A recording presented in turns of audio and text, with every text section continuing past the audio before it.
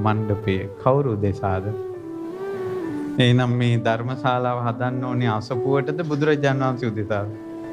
මහමෙවුනා උදෙසාද බුදුරජාණන් වහන්සේ උදෙසාද? ලොකු ස්වාමීන් වහන්සේ උදෙසාද බුදුරජාණන් වහන්සේ උදෙසාද? මිහිඳු මහරහතන් වහන්සේ උදෙසාද බුදුරජාණන් වහන්සේ උදෙසාද? එහෙනම් මේකට වැලි කැටයකින් හරි සම්බන්ධ වෙච්ච අය බුද්ධ ශාසනය උදෙසායි සම්බන්ධ වුනේ. බුදුරජාණන් වහන්සේ උදෙසා පනවපු කෙනෙක් වේද ඔහුට බොහෝ කාලයක් හිතසුව පිණිස පවතිනවා. අමා මහ නිවන් සුවය සැලසෙනවා. බුදුරජාණන් වහන්සේ නැති තැන සාරිපුත්තයන් වහන්සේ දහම් දෙසනවා. සාරිපුත්ත මහරහතන් වහන්සේ නැති තැන ආනන්ද ස්වාමීන් වහන්සේ දහම් දෙසනවා. ඒ රහතුන් නැති තැන මිහිඳු මහරහතන් වහන්සේ දහම් දෙසනවා.